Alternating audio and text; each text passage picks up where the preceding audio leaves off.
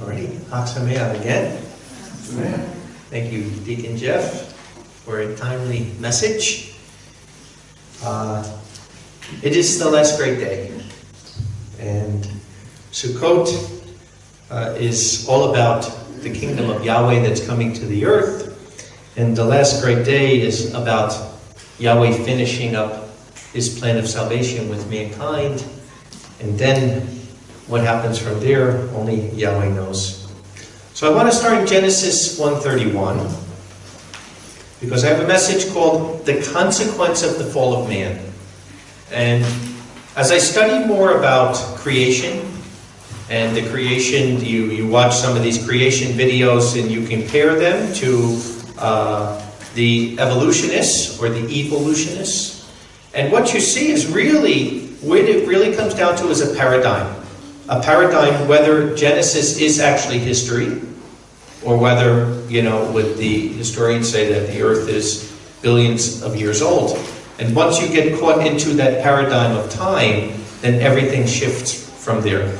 But we know, if we look even scientifically, we know that if you change the environment of something, such as the earth, and you change the atmosphere, then you're going to change the things of carbon dating. Carbon dating doesn't only break down when it's more than, say, 7,000 to 8,000 years, the whole formula breaks down. It also breaks down if something is extremely cold or hot or weather or in water or other things.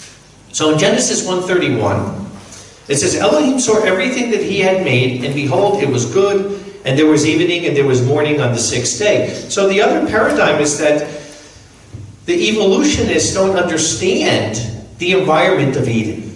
Right? And we don't really understand it. We can read it and we can concept it, but we've never lived in it. We've never lived in a perfect atmosphere. But here it was a perfect atmosphere. Everything that Yahweh created was good, and there was evening and morning, day 6, the sixth day. So what I want to go over today is I want to show the consequence of the fall of man. Looking at what creation was, how it was affected, every part of our life and creation itself by that, and what we have to look forward to. So it's not just a matter of Yeshua coming back, to stop some of the things going on in our life today that we see are in the world today. But there's really so much more of it, of the recreation, that we are called to be part of. We're actually called to be first fruits of this. So, what was creation like when Yahweh said everything that he saw was created good? And I encourage you, there's a man called Carl Baugh. He has a place in Texas called the Evidence Creation Museum. I think that's what it's called. Me and Petra have been there. I know Carl Baugh fairly good. I don't even know if he's alive. I haven't really checked on him in several years. But I've met him several times. I was actually one time even on TV with him when he was on TBN, and I met him over there in the back room. Wonderful, wonderful man, but he has awesome material on creation. Really, really good material. And he has something called the Symphony of Creation. Because the Bible tells us there was a canopy of water above the earth and a canopy of water below the earth, right? So what this did was, it kind of made like a greenhouse effect. And every morning when the sun would rise from the canopy of water above the earth, there would be like this pink aura that would be around. And they say scientifically, they say like when the sun is first coming up in the morning and you see that pink aura, that there's something mentally that makes you peaceful and happy and joyful. And this was actually around the whole earth. So what happens when you have a canopy of water above the earth, a canopy of water below the earth, and you have a greenhouse effect? This is why, by that greenhouse effect, the atmospheric pressure was much greater, which means the breathing capacity was much greater, and the lung capacity, which means the oxygen you were getting was more. And that's why people live to 900 years old. If you look, why did they live that before the flood and not after? It's that simple. You die when your cells don't get oxygen and your cells die. So before that, and we'll see actually before the fall of man, it was never meant. Man was never meant to die. They were never meant to decrease and die like that. So now, this changes everything, and we're even seeing it here, right? Because we're seeing, like, as you go up in a mountain, You know, there's a point when the atmospheric pressure is changing, right? And the oxygen in the air, that the cloud would only come to a certain point. And we're seeing that birds will only go to that point because of that. Like, all of creation is dependent on all these things. And Yahweh says everything was good. Everything was perfect at that point. So every morning, and Dr. Bal goes into this, what happens? Because birds sound a little different than they do today, right? Because of that. They also know that, you know, in our solar system, there was whatever planet you want to call Planet X that disappeared. Why? Because they know there's a solar resonance to each planet. And actually in our solar system, it's the keyboard. The solar resonance is the do, re, mi, fa, sol, la, ti. So can you imagine every morning you're waking up and the creation is praising Yahweh. The planets are giving off a resonance of music, and the birds are singing, and the aura that's coming. And it's a symphony, right? It's a symphony, and Yahweh is the conductor. And everything is perfect, and it's praising Him and glorifying Him. And that's why man can't understand creation, because man wasn't in that perfect environment. And we know when it changed, everything changed. You know, but we know when you're looking at the sediment levels of rock, we know that happened quickly. It didn't happen over millions of years. Just scientifically, just look at the different levels of sediment in these places. Fossils. A fossil isn't easy to make. Something has to happen quickly and traumatically to make that fossil, right? And that's from the flood, most of these things. But the symphony of creation, the beautifulness of all of this, and we're at the end of 6,000 years of degenerating and degenerating and degenerating it, that even today, you talk about oxygen, that the rainforests, right, down in Brazil and South America, that they're destroying, and they're burning it, and they're getting rid of it. And every single thing that man is doing is destroying that perfect creation where Yahweh said everything is good. So when we look at Galatians 3:10, for lo, those who rely on the works of the law are still under the curse, for it is written, cursed be everyone who does not practice everything written in the book of the Torah. And of course, Christianity misuses scriptures like these to say the Torah is nailed to a tree, a cross, whatever they're nailing it to, it's done away with, basically, is what they're saying. But what is the curse of the Torah? The curse of the Torah is disobedience. Like I said, you could go to Genesis 1 to Revelation 22. There is no curse for obedience. There is no curse for keeping the atmosphere, the earth, the creation, the way that Yahweh made it. As a matter of fact, not only is there a curse, it's our job. That's where our blessing comes from. That we're here to sustain it. We're here to keep it the way it is, right? And where does that scripture come from in Galatians 3:10? From Deuteronomy 27:26. Cursed is he who does not carry out all the words of the Torah to do them, and the people shall say amen. Right? So the curse is in the disobedience. The curse is when you can't keep it. And of course, as human beings, we are not part of Eden. We're part of the fall of man. And this is what I want to get into. There are great consequences to this. So we've only lived in the fall. We've never lived in the perfection. But that is our hope. And that's what I want to share with you today. Our hope is going back to that perfection. Because there'll be a time, as we read in Revelation 10, where time is no more. Right? What is time? We're living in time now. Right? This feast was timed. We had 7 days, it was over yesterday, and now we have one more day today of a feast, and then tomorrow it'll go on. But when there's time no more, because Yahweh is eternal. Yahweh is a circular pattern that just has no beginning and no end, but we can't concept that because we're part of time.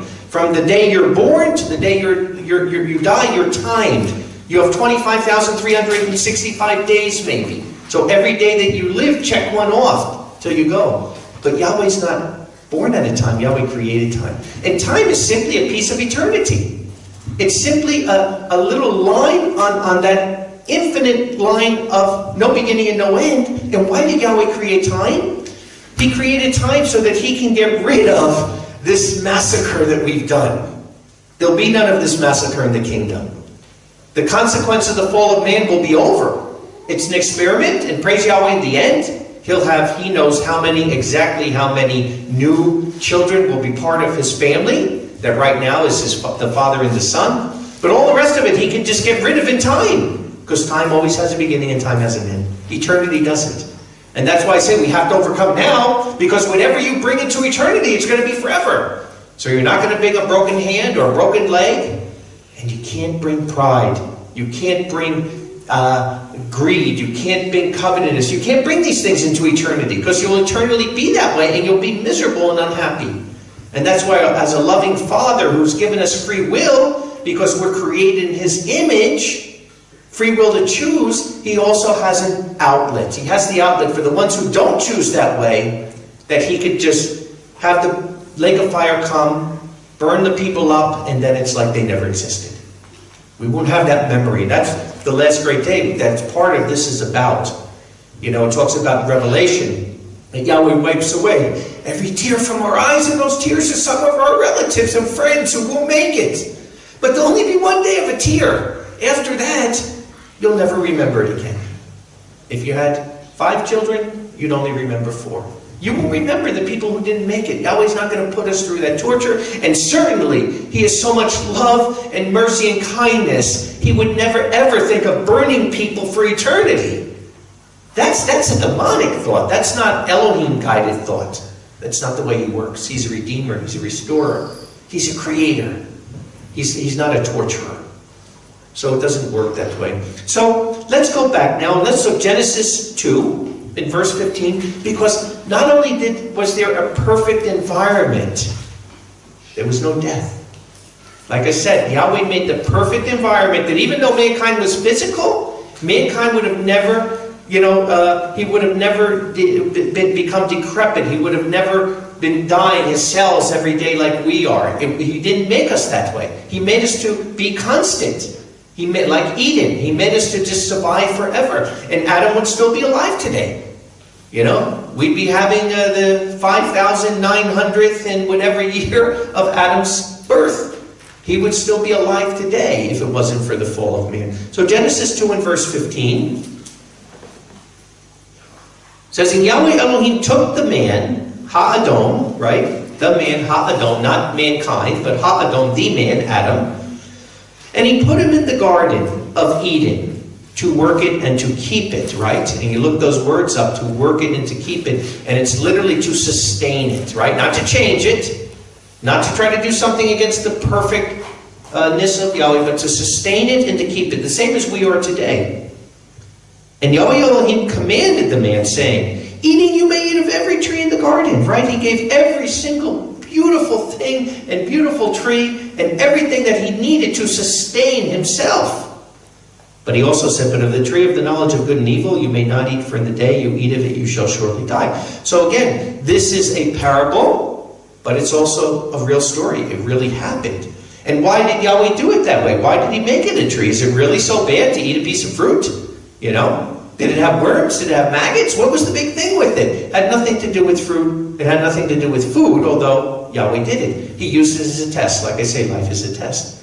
And the test was Yahweh, if He made us in His image, we have to have free will because He has free will. And if He doesn't give us free will, then we're not made in His image.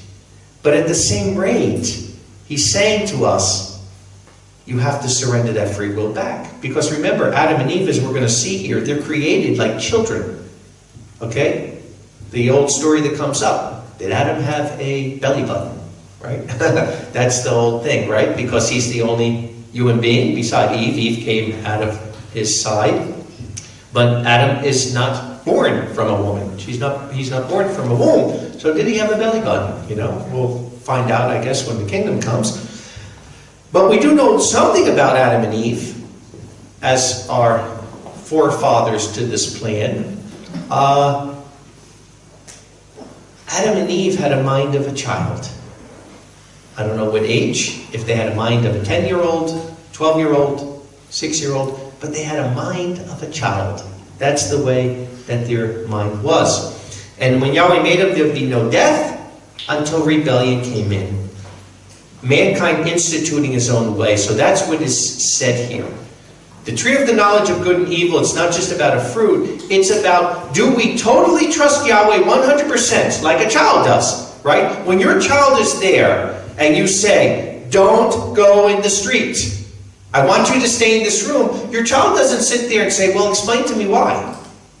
You know, that's not the point of a child. It's stay in the room, that's the rule. You don't ask why. Because their mind isn't there to equip that yet. Their mind is there to equip. My parents are there, I trust my parents. I'm not going to question what they say. And that was Adam and Eve.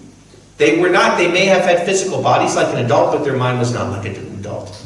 Their mind was like a child, and a child is what? A child is trusting. A child has faith. You know, if my daddy says that he could make that car fly, my daddy's true. My daddy would never tell me something that's not true. And that's the way Adam and Eve had to be. They had to trust that whatever Yahweh said was going to happen, but he had to give them free will if they were going to be like him. So this is what the tree of the knowledge of good and evil is all about. It's about, do they decide for themselves? Is it the child that's, 17, 18 and saying, bye, Dad, Mom, I'm going on my own. I know better. I know what you taught me. I know what the Bible said.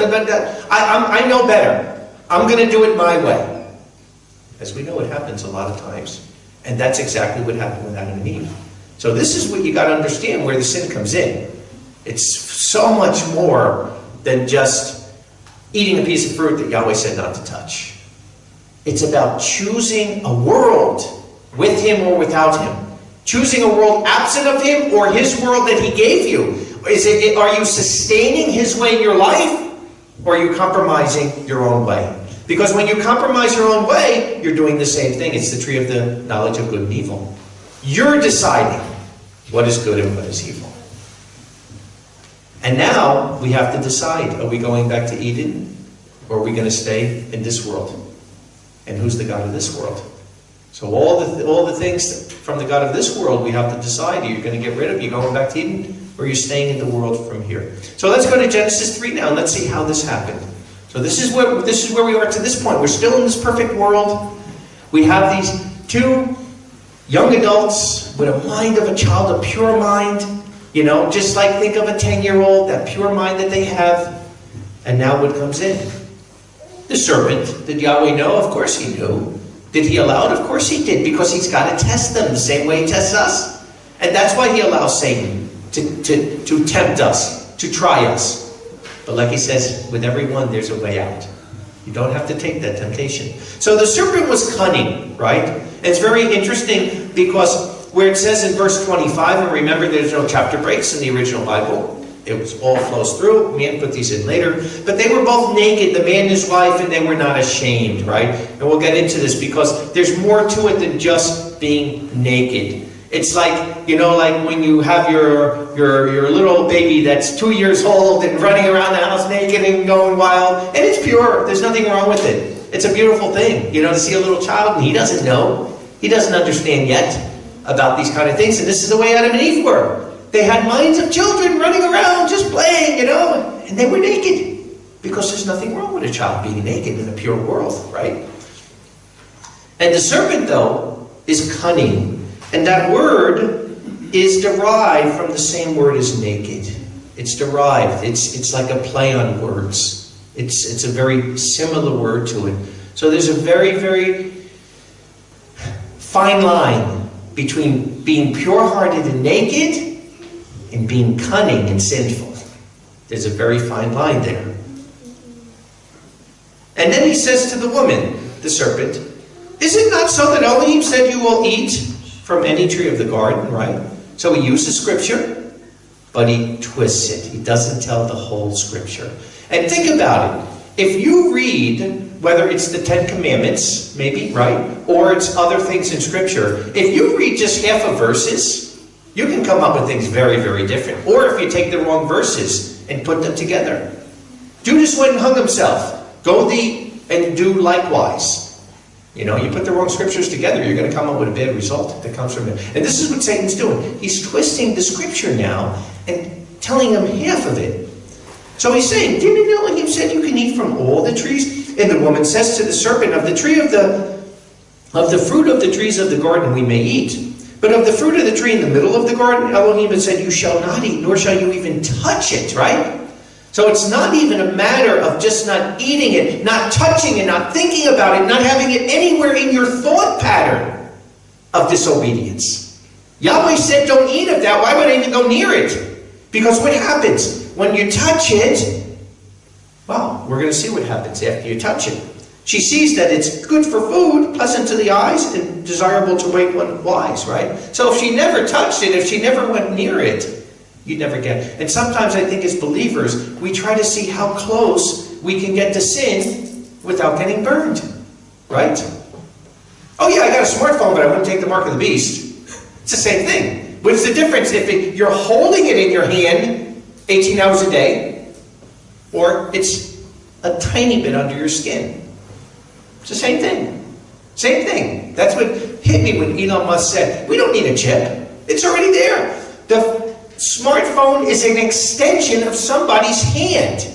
And everything you have to do in the world depends on that. Can't get to the airport, you got to have your smartphone. Can't get here, it's all part of it. Right? So how close do you want to get to it before you do it? Right?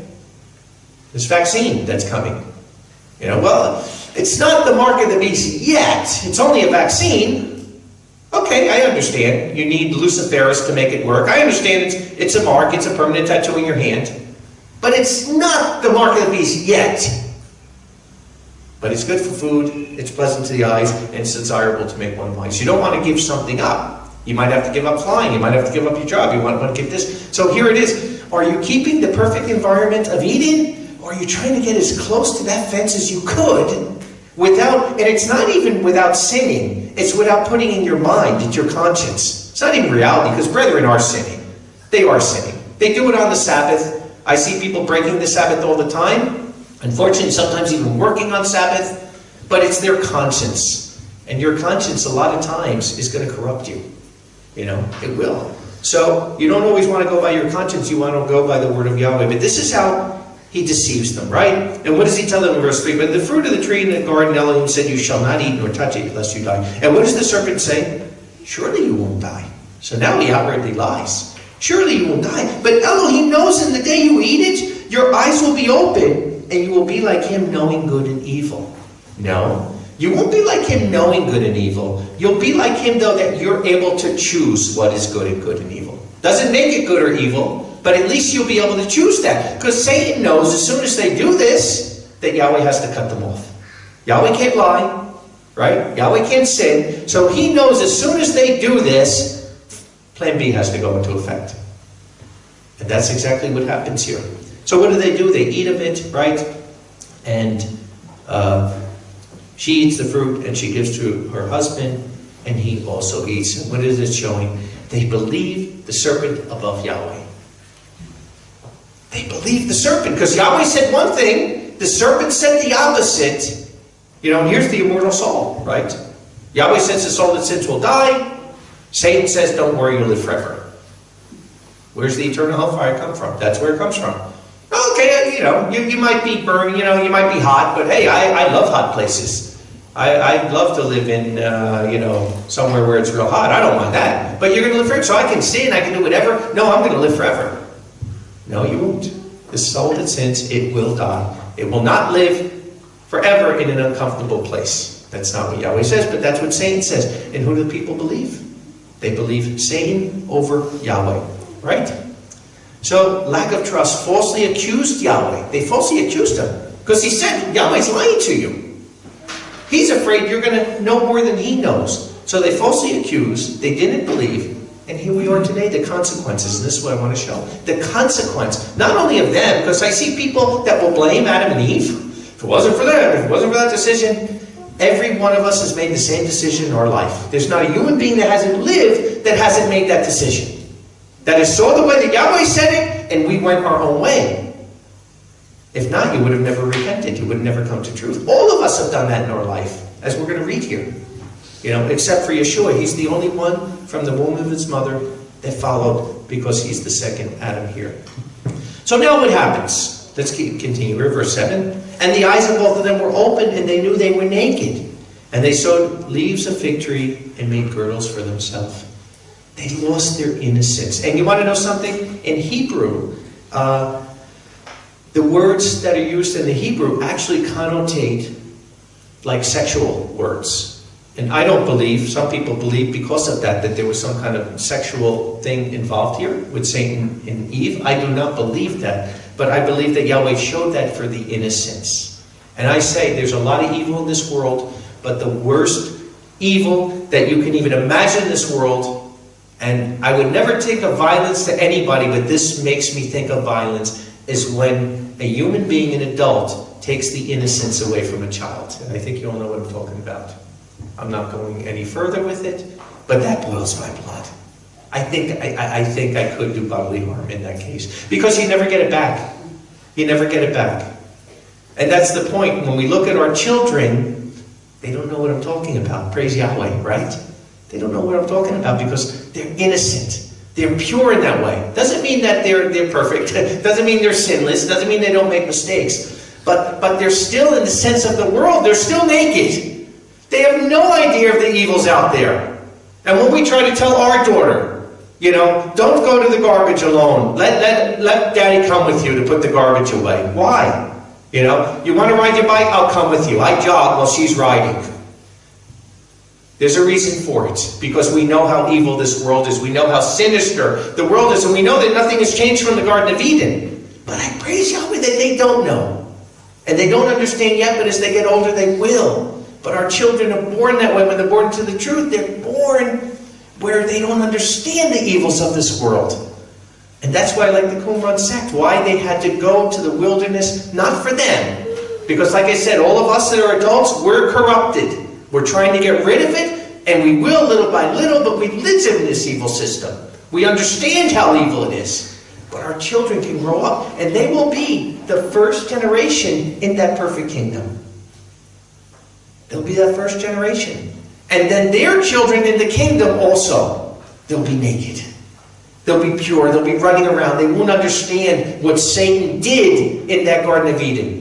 What he did to each and every human being, what he's done to our children today. That we can't send them to public school. We can't send them to the world. Because you know what? If you do, they're going to lose that. The same thing that's going to happen over here. It's the world is evil out there. And it's become so evil that now Yahweh's ready to return. He can't let it go anymore. Because now they're to the point where we're in Genesis 6. It's above even evil. It's above genetically modifying DNA, about putting things in people's brains. It's about mankind really saying, and they're openly saying it, we're going to become immortal of ourselves. Mankind making himself into a God, right? And they heard the sound of Yahweh walking up and down the garden in the breeze of the day, and the man and his wife hid themselves in the face of Yahweh in the middle of the trees. And Yahweh Elohim called to the man and said, "Where are you?" And he said, "I heard your sound in the garden, and I was afraid, for I am naked, and I hid myself." And he said, "Who told you you were naked? Have you eaten of the tree which I commanded you not to do?" And like I said, it wasn't that there was something in that food.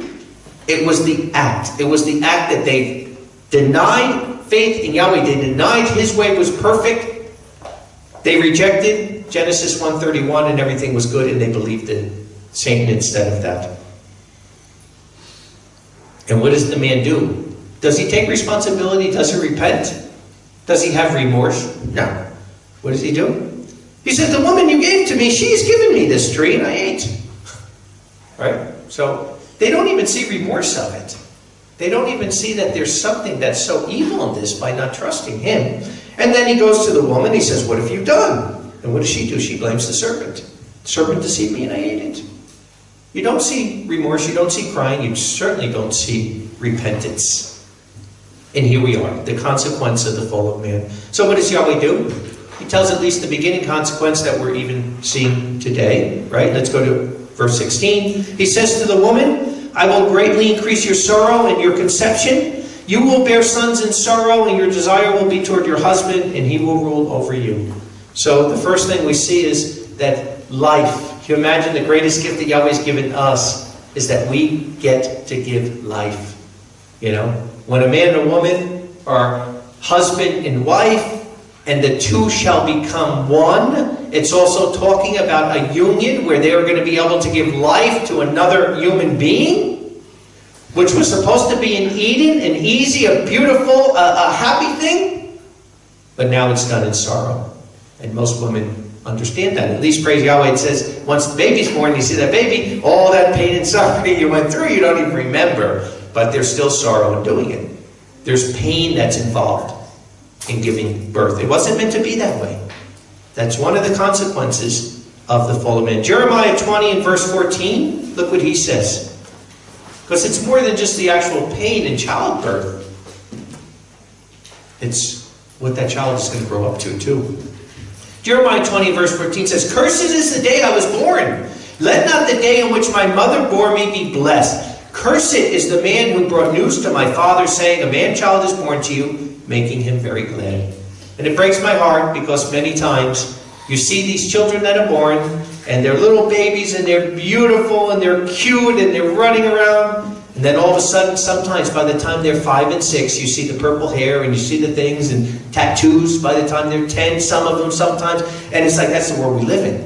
So that's the sad part. Curses, why is it cursed because a man-child's born? Because every baby's cute, but no baby stays that way. Show me a cute adult. Show me an adult who's 25, 30 years old that's cute. Now, Hitler was cute when he was a baby, I'm guessing. You know, every baby's cute, right? But that's the point of it. That's why cursed in childbearing. Because everyone is going to be. Everyone's going to grow up the same way. Everyone is going to grow up and do exactly what Adam and Eve did. Every one of us has free will, and every one of us will choose in our life, sometimes when we're old enough and sometimes when we're not old enough. But we will choose to go the other way. Every single one of us, because we know better. Consequence of the fall of man, it wasn't meant to be that way. It wouldn't have been that way. And it won't be that way when the kingdom comes. So, Genesis 17 here, in 3:17, you know, as we continue here, and what's the curse to the man? He says to the man, "Because you have listened to the voice of your wife and have eaten of the tree about which I commanded you, saying, you will not eat from it, the ground will be cursed. And you will eat of it in sorrow all the days of your life. It shall bring forth thorns and thistles to you, and you will eat the plants of the field. By the sweat of your face you will eat bread until you return to the ground. For you've been taken out of it, you are dust, and to dust you shall return." So now, right?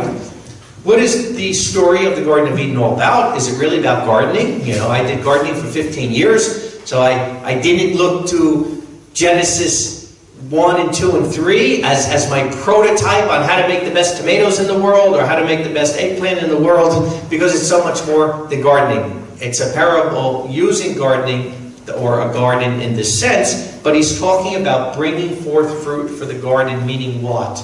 The same way Yeshua said, unless you produce fruit, you cannot be in his kingdom, John 15. The fruit is bringing more people into Eden. That was the job. It wasn't tomatoes. So here it is. Adam failed. He failed. And like I say, when you look at when he says, I'll give you dominion over the earth, that word mamlekah is the word for kingdom. Adam didn't lose a religion, he lost a kingdom. Adam was going to be high in that kingdom, probably like King David. You know, Yahweh, Yeshua, and Adam. He would have been the third in that kingdom. But he failed. He didn't go out to society. He didn't bring the Torah and the word of Yahweh and bring more people in. And now he says, no, what? Not only isn't it going to happen, the little bit of fruit you bear, it's going to be by the sweat of your brow. You know, and I can tell you, I'm in the truth 37 years going on now, right? 36, 37 years, and it's never been easy to bear fruit for Yahweh's kingdom. At times it's dangerous. You know, people rejecting it. Praise him now as his spirit is being poured out. I'm amazed when I go to some places, like Liberia a couple of years ago. First time I go, there's several thousand people waiting there. Almost 1,000 just to be baptized. You know, I always wondered, how do you do it? I found out real quick. You know, you got to have a plan for it. But before this is what we're dealing with. It's not easy. It's not easy to bear fruit because of this. This is one of the consequences. It wasn't meant to be this way. And it's not only fruit for Yahweh, it's also our work. As men, as fathers and leaders of our family, we know it's not that easy. You know, you got to work hard. You got to sweat. You got to fight and toil because you're in the world. Sometimes get fired over your beliefs for the Sabbath or another belief, right? You have to deal with people in the world, workers in the world. You know, they're not believers. They're going to have foul language. They're going to be this way. So it's a struggle where it wasn't meant to be that way. Our work was meant to be a blessing. And it will be. You know, I consider my work a blessing. I hope you consider yours for Yahweh. Even though it's not easy, it is a blessing. But when the kingdom comes, as we're going to see, we're not going to have to worry about this anymore. But from Eden, the ground was cursed by thorns and thistles. Work providing fruit would now be a burden. We'd have to toil. We'd have to sweat. after the fall. Before, it was blessed, happy, peaceful in the garden. Genesis 2, let's go back to Genesis 2 now, verse 1, and see a little bit again before the fall, what it was like. And the earth and the heaven were finished in all their host. And on the seventh day Elohim completed his work which he made, and he rested on the seventh day from all his work which he made. And Elohim blessed the seventh day and sanctified it, because he rested from all his work which Elohim had made to create. Right? So now, the Sabbath is not just a day set apart because, Yahweh worked really hard for 6 days, and boy, was he plumb tired out, and he's going to take the seventh day and he's going to rest. We know Yahweh doesn't get tired. No. It was about the verse before that was everything Yahweh created was good.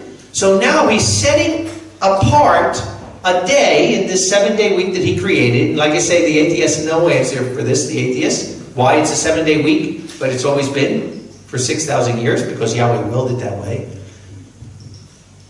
But the seventh day was meant to picture this perfect setting. It was meant to glorify him for this perfect setting. And here we are almost 6,000 years later, and still, right? We have to toil and struggle and sweat and fight for 6 days in Satan's world. But the seventh day is free, right? The seventh day is free. You're free from that, if you allow it to be. Sunset Friday, you could cut everything off, and that's why have the internet on the Sabbath? Why have it on any day? Why have it on the Sabbath? Why have your cell phone on the Sabbath? Anything that's going to happen if the world ended, right? If there's World War III going on right now, then let's just have these few hours of peace before we find it out. You don't need it. That's the blessing you're taking from yourself. You were blessed every seventh day to go back to Eden mentally. I gave a message like this once years ago, and a woman came up to me and she said, "Oh, I just don't believe that. What you're saying is just not true." And I said, "Oh no, it's absolutely true." Because I went through a time in my life, a very, very hard time, where I was struggling and I had a really hard time. I went through bankruptcy. I was going through all kinds of stuff. And I'll tell you something. When Sunset Friday came, I couldn't wait to turn that off. And I did. And all Sabbath, studying Friday night, being with the brethren, doing everything. And when I would go down before sunset Saturday and I would say my prayer to Yahweh, tears would be in my eyes, because I knew I had to go back. I knew that problem wasn't ending, but it certainly went away for 24 hours. For 24 hours, it was just me and Yahweh and his brethren in the kingdom. And you get that blessing every single week. And that's why he says, pray your flight be not on the Sabbath. It has nothing to do with weather or anything else. It has to do with you're going to lose your blessing. You're going to lose that one day, right? We don't want to lose any of that. We want to keep it every seventh day, and you can. That's what he's talking about, entering his rest. It doesn't matter what happened. It doesn't matter if someone died. It doesn't matter if you're sick. Every Friday sunset, you can enter his rest. You can go back to Eden. And you need it. The same way we need this feast that will take us for the next 6-9 months. You get it every week. You get it every single week. Don't let Satan take it away from you the way he did Adam and Eve in the Garden of Eden. He's already taken the world here, this world, the society. He's taken so much from our lives. He's taken some of our family members, right? Don't let him take that. Hold on to that every seventh day, because it's the greatest blessing of the week. And Yahweh gives us that, because it wasn't just that everything was perfect. It was that mankind had a relationship with him. He actually had a relationship with Adam. If you go through Genesis 2, you see he explains the way everything is. And verse 7, Yahweh formed the man from the dust of the ground, and he blew in his nostrils the breath of life, and man became a living soul. Right? And Yahweh planted a garden in Eden to the east, and he put the man in the garden. And out of the ground Yahweh made up to spring every tree that's pleasant to the sight, good for food. The tree of life was in the middle of the garden, right? And also the tree of the knowledge of good and evil. And a river went out of Eden to the garden, and from there it was divided, and all this stuff. And then when we get to verse 15, Yahweh Elohim took the man and put him in the garden to work it and to keep it. And Yahweh's talking to him directly. There's no mediator. There's no need for a mediator, because it's under the perfect environment of Eden, right? And Yahweh's there and has a relationship. He has a real relationship with Adam at this time, as a friend of Elohim. The only other time you see that, right, is Abraham. Abraham's called the friend of Elohim. So he has a relationship before the curse, a one-on-one relationship. He's made in Yahweh's image, and he's going to be taught all these things, and then he's going to go out and he's going to bring other people into Eden. But like we said, what happened in Genesis 3, 6, and 7, they lost the innocence. They lost that childlike spirit. They lost their nature. And like I said, a child is innocent. He's pure-minded. He's correctable. He's forgiving. And now that whole nature is corrupted. The whole nature is corrupted from this time. And in a short time, let's go to Genesis 4. How bad can it get? It can get pretty bad pretty quick when the Spirit of Yahweh isn't there. So now what happens? Adam and Eve have two sons. The first son, Cain, right? Cain, which means, why did they call him Cain? Because in Hebrew that means to purchase, to redeem. Because the promise in Genesis 3:15 is, even though you failed, even though I said the day you eat it you'll die, and like I said, at that point the atmosphere changed, everything changed. The DNA changed. And now their body is physically starting to die at that point, the same we do from the day we're born. Yahweh still had a plan B. And that's what he said. Don't worry. Don't worry. You're going to have a seed, and from there that seed is going to be the Redeemer. Genesis 3:15, the first messianic prophecy that comes there. So they're thinking, they're not understanding that's going to be many moons down the road. They think that their son. So Eve is given birth, and the first one that comes out is Cain. They name him Cain. Why? Because it means to redeem, to purchase, to draw back. Then the second one comes out, Abel. They're twins. And what happens? They're thinking, no, Yahweh only sent one. What are we going to do with the second one? I don't know. What do we call him? Havel, which means vanity, nothingness. We don't need him. We already got one. That was their thought pattern. But, of course, Cain was not the Messiah. And I'm not going to go into the first 10 names of the genealogy, because this is something from Adam and Eve all the way down to Noah. They're waiting for that Redeemer. They're waiting for that calling back. But what happens? Genesis 4, now you have these two brothers, and how fast, like I said, can it go down? Genesis 4 and verse 3. And in the end of days it happened that Cain brought an offering to Yahweh from the fruit of the ground. And Abel also, he brought from the firstlings of his flock, even their fat. And Yahweh looked to Abel and his offering, but he did not look to Cain in his offering. And Cain glowed greatly with anger and fell on his face. And I did a message a long time ago. Are you bringing a bloodless sacrifice? And that's what it comes down to. It wasn't that Yahweh was, like Isaac. He was a meat eater, and he's looking for a good solid stew. And he didn't look to the vegetables. It wasn't like that. It was the fact that one was bringing a bloodless sacrifice. One was just bringing it from his excess, and one was bringing it from his heart.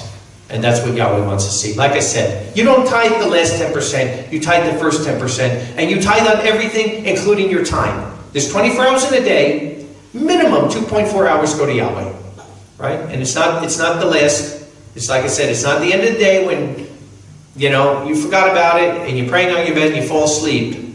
You give Yahweh your 10% best, not the leftover. And that's what happened here. So what happens? Yahweh says to Cain, why have you glowed angrily? Why is your face falling? If you do well, is there not exaltation? And if you do not do well, sin is crouching at the door and its desires toward you, but you should rule over it. Just like with Satan, with Adam and Eve. We're commanded to rule over this, but he didn't. He had envy. He had strife. All these things are a consequence of the fall of man. And then what happened? He talks with his brother to go to the field, and Cain rises up against his brother and kills him. Wow! Today we're saying, right, this influence of the world on our children and everything else, which is true. But over here, this is the very beginning. Where did they get this from? Was there domestic problems with Adam and Eve? Maybe, but I don't think like this. Killing? You're thinking of killing your brother? And then just like with Adam and Eve, is there remorse? Yahweh comes and says, where's your brother? And what's his answer? Am I my brother's keeper? Yes, we are. Yes, we are. That's part of the community mindset. I am my brother's keeper. I am only as happy as my brother is happy. Well, if I have something my brother needs, I give to my brother, right? And then Yahweh tells him, the voice of the blood of your brother cries to me from the ground. So, wow. In such a short time, a new nature turned totally evil. Jealousy arose, even murder of their own flesh and blood. This is what happened. You take the Spirit of Yahweh away. Then we get to Genesis 6. Not that long from there, right? I mean, how many chapters are in the Bible altogether? We're only in the first 6. And we're getting to the point where Yahweh is saying, down here in verse 5, and Yahweh saw the evil of man was great on the earth, and every imagination of the thoughts of his heart was only evil all the day. And Yahweh sighed with sorrow that he made man on the earth, and he was grieved to his heart. And Yahweh said, I will wipe off man who I have created from the face of the earth, from man to beast to creeping thing and birds of the heaven. I repent I made them. You know why? What did the bird do? What did the animal do? Nothing. But they were made for the man. Everything of creation Yahweh made for us. He didn't make one bird. He made thousands of birds, different colors, different voices, different noises. The same with animals. Beautifulness. He made it for us to be able to see. Like we saw in that creation video. There's a reason why the sky is blue and the grass is green. He did all this just for his love for us. And now mankind is just so wicked and destroying and evil that he's saying, I wish I never even started this. And it cuts to your heart as a human being, but it's the consequence. It's the consequence of the fall of man. The end result of mankind's free will, making their own choices on what is good and evil. Romans 8 and verse 7, he says, because the mind of the flesh is hatred toward Yahweh. It's not subject to the Torah, and it is impossible to do so. And those being in the flesh are not able to please Yahweh.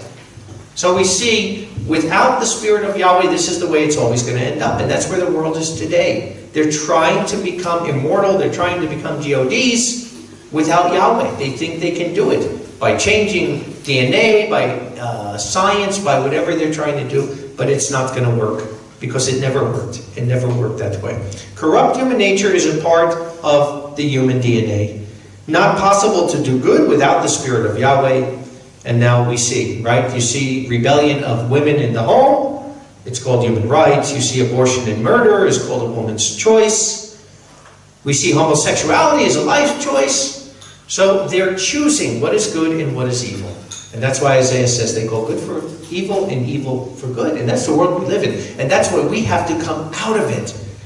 We have to come out of it. And now more than ever. Now more than ever. It's like now it's for survival. We have to completely come out of the world. Hebrews 11:6. I hope you really understand this more as we're going over these things. But without faith, it's impossible to please Yahweh. For it is right the one drawing near to Yahweh should believe he is, and he's a rewarder of those who diligently seek him, right? Did Adam and Eve believe this? No. They did not. Number one, they didn't believe what Yahweh said was hook, line, and sinker 100%. And they certainly didn't believe that he was a rewarder of those who seek him. But that's the point of it. Every time we have doubt, every time we go our own way, we're not doing this. And it says it's impossible. It doesn't say it's hard. Hardly will a rich man get into heaven. If I was a rich man, I'd be like, well, maybe the odds aren't with me. Or at least it's hardly. He didn't say never, right? Here it's impossible. It's impossible. Because how on earth, when Yahweh's been here forever and we're just here these few short days, can we doubt him and think we're going to have a relationship with him? It's that simple. Either we believe it or not. And that's what I keep getting back to. It's one of the things I keep putting. As long as the Red Sea crossing happened, as long as he's not just a part of nature, right? But he's a real being with a real thought and a real plan. He actually wrote, right, the 10 Commandments. If they find this, it wasn't written by Moses. It was written by his finger. So now we have things. We have prophets and we have scrolls that somebody wrote that Yahweh inspired them. But we have nothing that Yahweh wrote with his finger except the 10 Commandments. So when they come out, that proves he's there. The parting of the Red Sea proves he's real, he's there. And if we believe that 1,000%, you're never going to doubt. Because if he parted the Red Sea, he certainly can take care of any problem we have in our life. And as we're going to see here, the redemption is just awesome.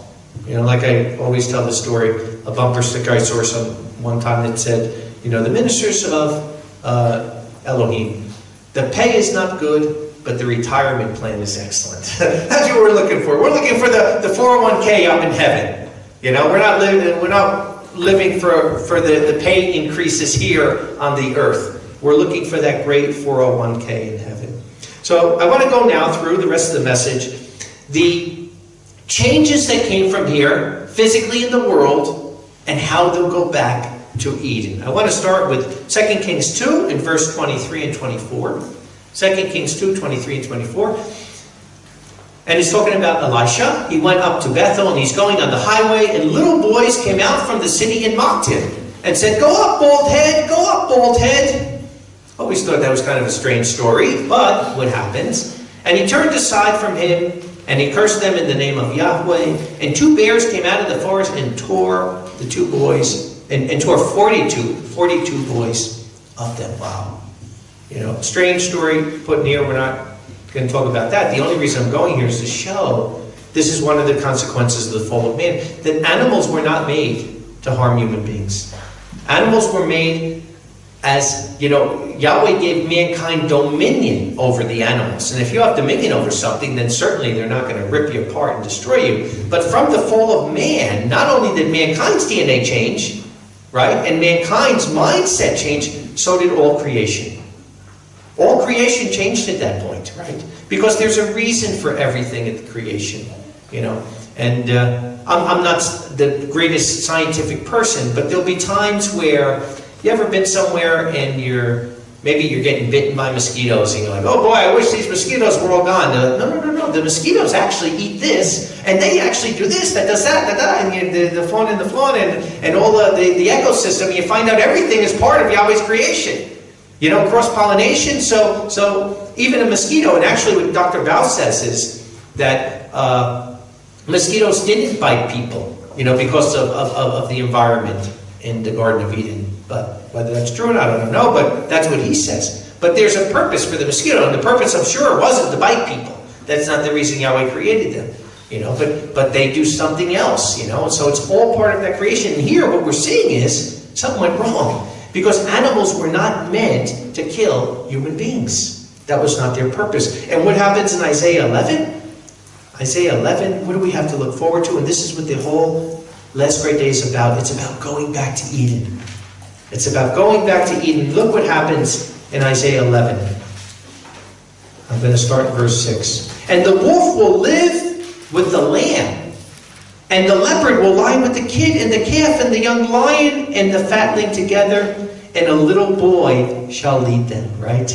We're going back to Eden. A little boy will lead them. You know, is his name Ha-Adam? Is his name Adam? That's what Adam was. He was a little boy who went in the wrong direction. A little boy will lead them. "The cow and the bear will feed, their young shall lie together, and the lion and will eat straw like the ox." Right? We saw that video the other night where the lady is singing the song, "It Won't Be Long Now," with the little girl, right, with the lamb in her hand, and there's a lion right there.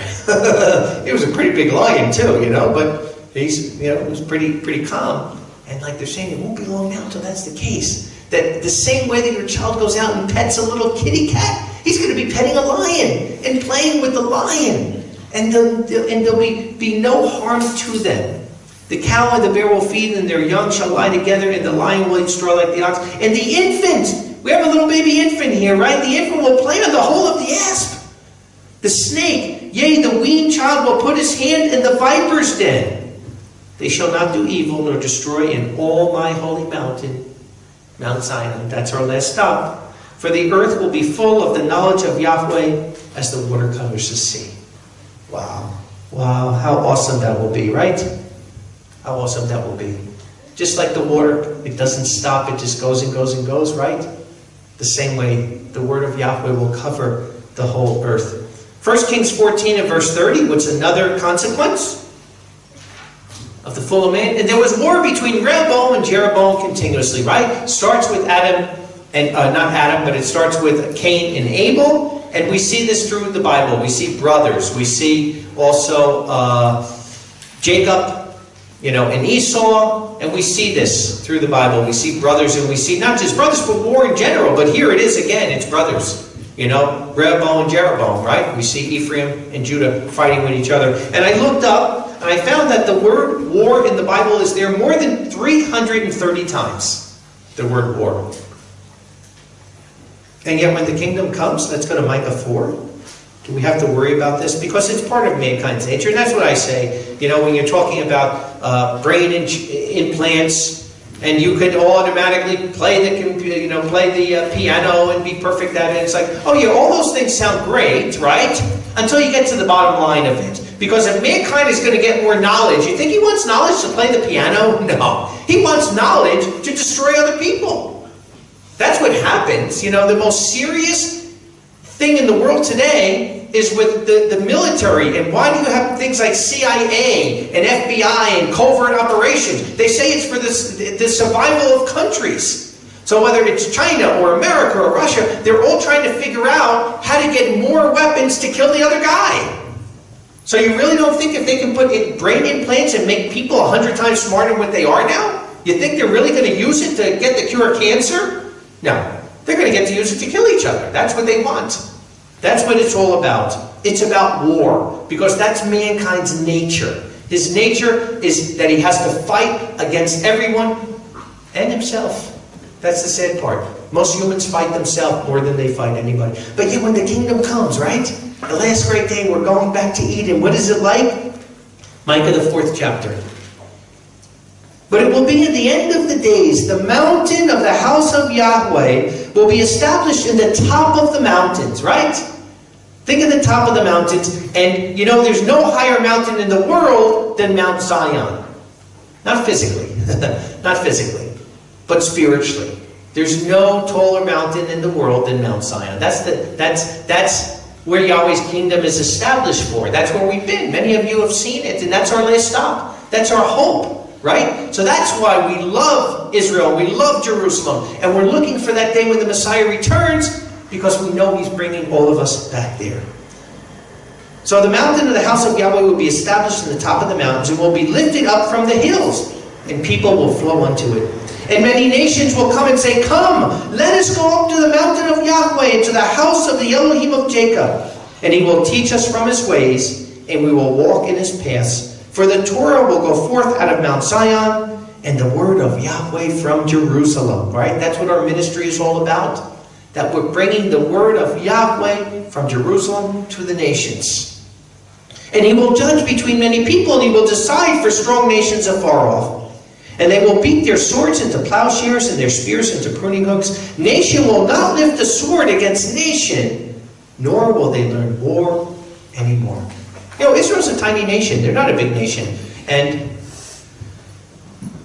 we know Yahweh's hand is always with his people, even when he has to spank them a little bit. Overall, we know that he's still there with them. And you think about it, it's not easy for a little nation like that when you have 500 million Arabs around you that want to destroy you.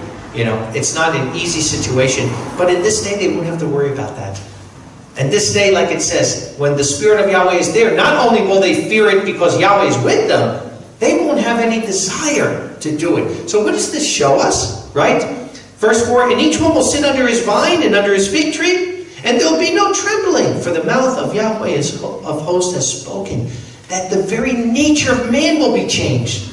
It's not just that we don't have the opportunity, or the circumstances to do this, because all of the weapons of war are going to be melted into plowshares and stuff. There'll be no desire in the heart of man for war. And I think, we're going to tell our children and our grandchildren at that time, when we're sharing with them the world that was before. And the same way now that it's hard for us to concept this, because it's been a long time since we've been in Eden, our children will be the same way opposite. They'll say, Daddy or Grandpa, really? There were people that actually would want to hurt each other? Really? There were people that want to kill each other? They'll have no concept. Because the heart of man, the mind of man, right? The nature of man will be completely changed. They'll be completely changed. Even in the animals, everything. It's going to be like eating it again. It's going to be that perfect environment. There'll be no more war in the kingdom because humans will only think of love, not war. The very nature of human beings will be changed. 2 Kings 6 and verse 25. 2 Kings 6 and verse 25.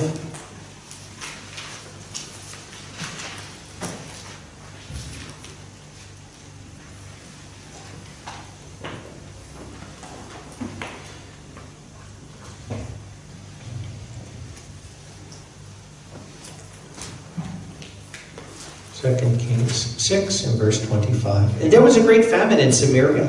And behold, they were laying siege to it. To the head of a donkey was at 80 silver pieces. Wow, that's got to be a pretty bad famine. And a fourth of a cab of doves' dung at 5 silver pieces. And it happened, the king of Israel was passing by the wall, and a woman cried to him, saying, Save my master, O king. And he said, If Yahweh does not save you, from where shall I save you?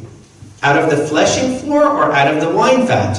And the king said to her, What ails you? And she said, The woman said to me, Give your son, and we will eat him today, and tomorrow we will eat my son. And we boiled my son and ate him. And I said to her on the next day, Give your son, that we may eat him. But she hid her son. And it happened when the king heard the words of the woman, he tore his garments, and he was passing by the wall. And the people looked, and behold, sackcloth was inside of his flesh. Can you imagine getting to that point, eating their own children? It's part of the consequence of the fall of man. Famine in the world, famine, pestilences, COVID-19. There was no COVID-19, in Eden. But this is what you're looking at. This is the way that was there. Yet when the kingdom comes, what's going to happen? Joel 2. Joel, the 2nd chapter. And again, man getting food by the sweat of his brow. Part of the consequences of that is there'll be time where there's not enough food. Famine would bring, and then, wow, you see those unimaginable conditions. So Joel 2 and verse 12. Yet even now turn to me with all your heart, and with fasting, with weeping, and with wailing, right?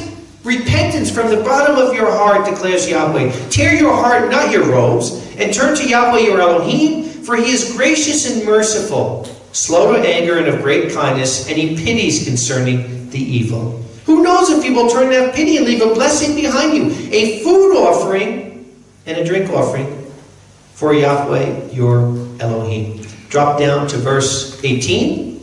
Then Yahweh will be jealous for his land and have pity on his people. Yea, Yahweh will answer and say to his people, Behold, I will send you grain and wine and oil, and you will be satisfied from it, and I will no more make you a disgrace among the nations. Right? The grain, the wine, and the oil. This is about Sukkot, right? The grain is where we get our bread, the staple of life. The oil is where we get for medicinal and healing, right? And things like olive oil is very, very healthy for you. And the wine is always showing happiness. It means that Yahweh's blessing is there, right? That's why at weddings they have a toast with wine, because it's showing Yahweh's completeness, his happiness, and his blessing. Drop down to verse 21. Fear not, O land, be glad and rejoice, for Yahweh is doing great things. Fear not, beasts of the field, for the pasture of the wilderness grow green, for the tree bears its fruit, the fig tree and the vine tree give their strength, right? The Garden of Eden all over again. Then be glad, sons of Zion, and rejoice in Yahweh your Elohim. For he has given you the early rain according to righteousness, and he will cause to rain to come down upon you, the early rain and the latter rain in the first month. And we're living in that time of the latter rain. We're seeing that Yahweh is blessing his people, and he's blessing his congregation, and he's bringing people to faith. And he's giving us our needs. And the floors will be full with grain, and the wine shall overflow with wine and oil. And I will restore to you the years which the swarming locust has eaten, the locust larva and the stripping locust and the cutting locust, my great army which I sent among you, right? And we saw that this year. The locust armies came and devoured many places in Africa, but the people of Yahweh, it didn't touch. Yahweh didn't even have to restore it. He never took it. And you shall eat fully and be satisfied, and you will praise the name of Yahweh your Elohim, who has dealt wonderfully with you.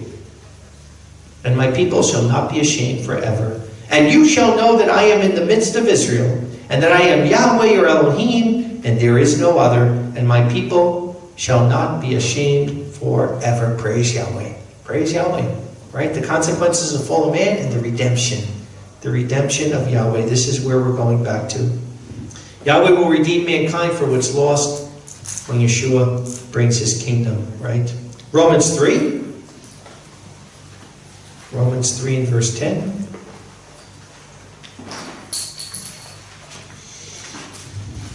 Like he says, according as it has been written, there's none righteous, not one. There's not one understanding. There's not one seeking Yahweh. All turned away. They became worthless together. Now one is doing goodness, not so much as one. In verse 23, for all have sinned and fall short of the glory of Yahweh. This is the consequence of man. Like I said, in the garden, mankind was the friend of Elohim. There was a one-on-one personal relationship that was there that was lost through the fall of man. Yet, what's coming, Jeremiah 31 and verse 31, the new covenant. Behold, the days come, says Yahweh, that I will cut a new covenant with the house of Israel and the house of Judah. Not according to the covenant I cut with their fathers in the day I took their hand to bring them out of the land of Egypt, which covenant of mine they broke, although I was to be a husband to them, says Yahweh. But this will be the covenant I will cut with the house of Israel after those days, declares Yahweh. I will put my Torah in their inward parts, and I will write it on their hearts, and I will be their Elohim, and they will be my people. And they shall no longer each man teach his neighbor, and each man his brother, saying, Know Yahweh. For they shall all know me, from the least of them to the greatest of them, declares Yahweh, because I will forgive their iniquity, and I will remember their sins no more. Wow. So this is, like I said, for us today, it's frustrating enough when we have to go to the world and they don't want to hear it. But it's even heart-rendering to us when our family and the people we love don't hear. But he says in this day, everybody will. Anybody that's there will hear. Yahweh will have a relationship with everyone. Revelation 21 in verse 3. And I heard a great voice out of heaven saying, Behold, the tabernacle of Yahweh is with men, and his tabernacle with them. And they will be his people, and Yahweh himself will be with them as their Elohim. And Yahweh will wipe away every tear from their eyes, and death shall be no longer. No mourning, no wailing, nor will there be pain anymore, for the former things have passed away. And the one sitting on the throne said, Behold, I make all things new. And he says to me, Write, because these words are faithful and true. And he said, It is done. I am the Alpha, I am the Aleph and the Tav, the beginning and the ending. To the one thirsting I will freely give of the fountain of the water of life. The one overcoming will inherit all things, and I will be Elohim to him, and he will be my son. Yahweh himself will be with his people, and all the earth, for that matter. Every single person on earth will have a relationship with Yahweh. Isaiah 65 and verse 21. Isaiah 65 and verse 21. There shall not still be an infant of days, or an old man that has not filled his days. For the youth shall die the son of 100 years, but the sinner, the son of 100 years, will be accursed, right? So there'll be no more abortion, there'll be no more suffering, there'll be no more infant death, there'll be none of these things in the kingdom. And they will build houses and live in them, and they shall plant vineyards and eat their fruit. They shall not plant and another live in them. They shall not plant and another eat. For like the days of the trees are the days of my people, and my elect will grow old to the work of their hands, right? No more 1% controlling everything.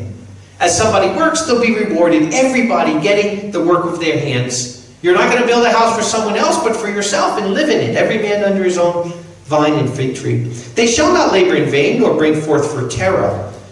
For they are the seed of the beloved ones of Yahweh, and their offspring with them.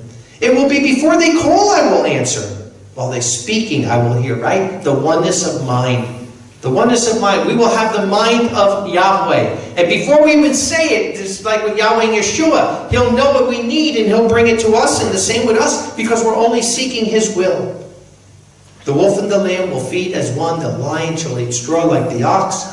And dust will be the food of the snake. They shall not do evil nor destroy in all my holy mountain, Mount Zion, says Yahweh. Wow.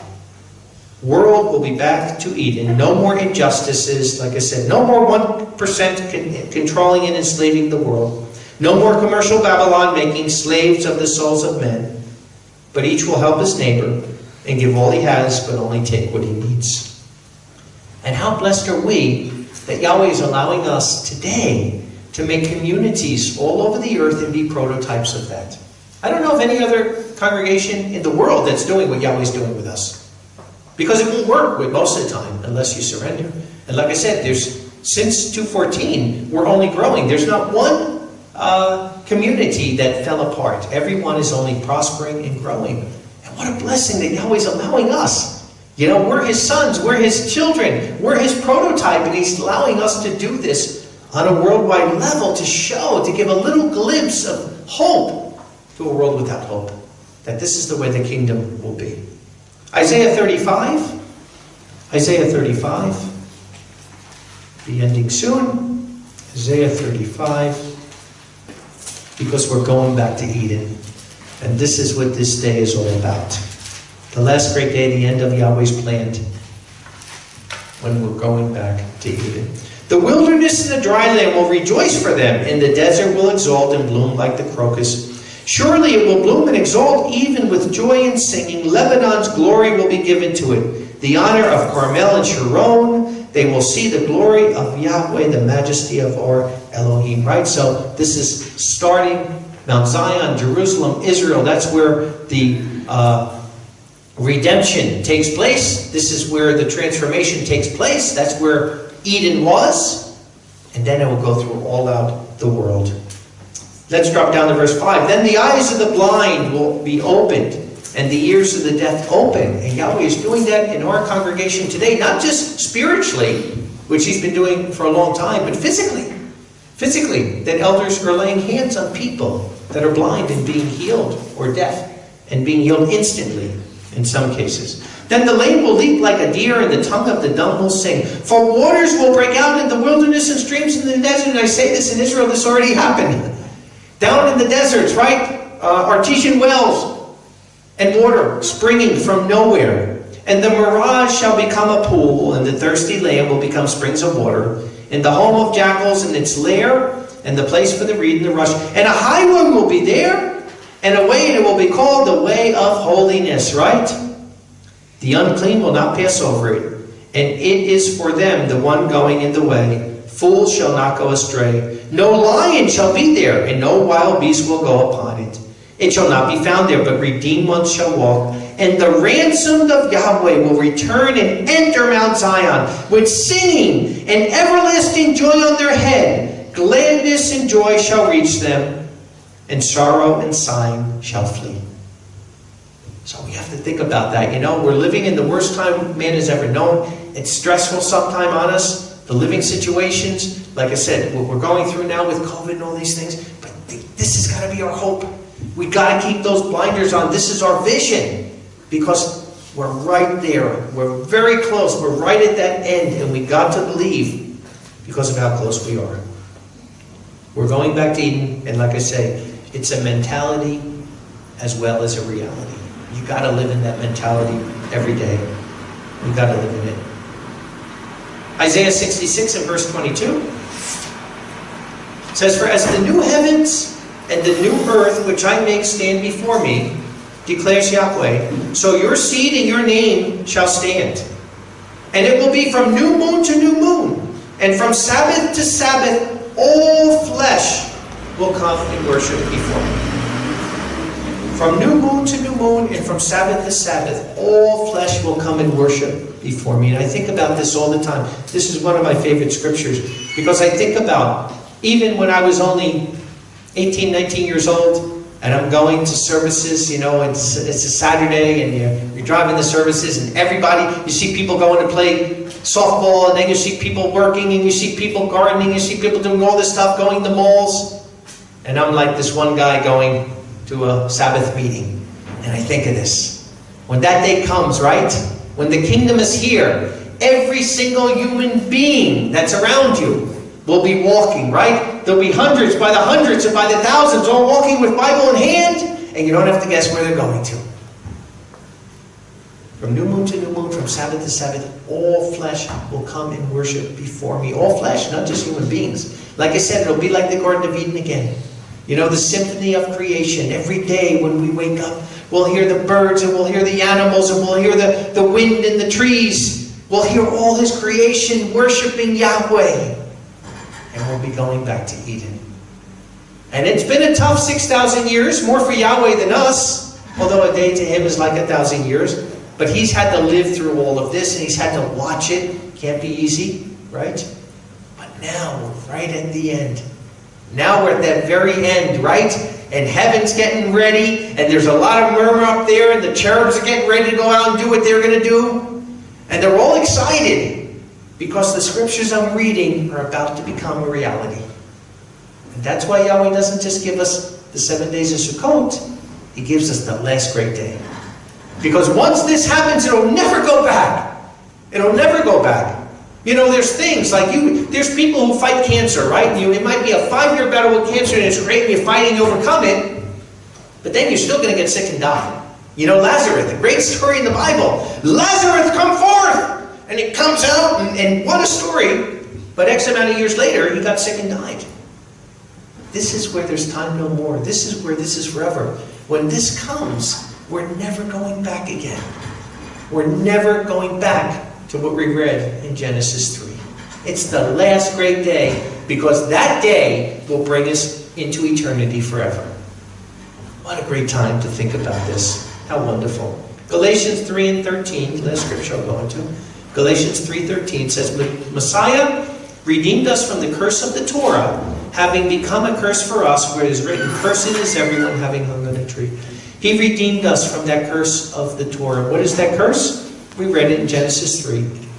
The curse was not believing Yahweh and taking Satan, taking the serpent, taking his word and in his world, in his society, instead of Yahweh's. And like I said, can't blame Adam and can't blame Eve. Every one of us has done the same thing. Every one of us has had free will. And any one of us could have chose to go in another direction. We didn't have to choose to disobey Yahweh, but every one of us has. But praise him that Yahweh had a second Adam. Praise him he had a plan B. And he didn't need a plan C. Yahweh's perfect. He didn't even need a plan B, because he could have did something different, but he did it for us. Because if he didn't have a plan B, we wouldn't be here today. So the second Adam redeemed what the first Adam lost. And like I said, we are here today to be a witness of that. Let my life praise you. Our life is the thing that praises Yahweh. Our life is the thing that shows there really is a second Adam. Our life is the thing that shows we're going back to Eden. Yeshua not only conquered sin, he ended the curse of Adam. The curse of sweating for the food and having to work in thorns and thistles will end, as well as the curse of broken families, divorce, wild animals, killing people. All of this will end. The curse of severe weather and earthquakes ravaging cities. You know, I don't know if you've seen this summer with California, the worst they ever had, with wildfires and all these things. But severe weathers, earthquakes, fires, all these things will be a thing of the past no more. The curse of pestilence and famine. And because of COVID and different things and the locusts, they're predicting a very, very bad famine coming in Africa this year. Praise Yahweh, our congregations are set, but we still think of all the other people there. And there'll be at least, they said, 30 to 50 million new people going into famine this coming winter. So something we need to keep in prayer. But no more famine. The curse of famine, the curse of disease and sickness. COVID will be completely eradicated. We're going back to Eden. Yeshua will bring a new world. He will bring us back to Eden, like I said, which is not only a place, it's a mentality. And, you know, Yahweh commands us to enter that mentality every seventh day. But it's up to you. You can live in that every day of your life. I know I do. I live in that mentality every day of my life. I eat, I breathe, I taste it. And I know how close it is. And that's why, as much as it weighs down my spirit, seeing the world out here and the things, while the Spirit of Yahweh just lifts it up to the heavens, because I know that Eden is just around the corner. I know it's coming, and like I said, every day I go to bed and every day I wake up, because we're on time. There is a time for where Yeshua, right, where he says only the Father knows the time, the day, and the hour. There's a specific one. But every day you go to bed and every day you wake up is one day closer to that. And once it's here, it'll be here forever. Once it's here, we'll have it forever. A way of life that trusts and believes Yahweh 100%.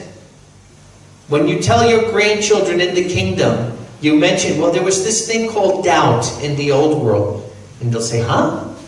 Doubt. Grandpa, I don't know that word. What do you mean doubt?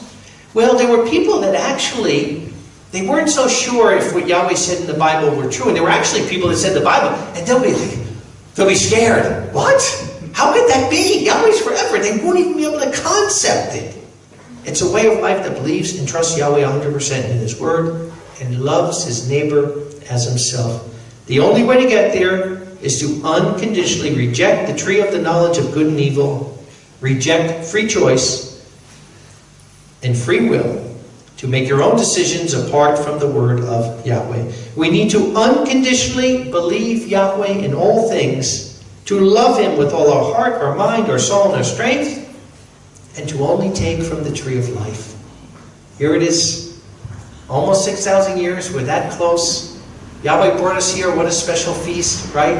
It's the last great day, but now we go back, and we're 1 year closer to Mount Zion, and closer to going back to Eden.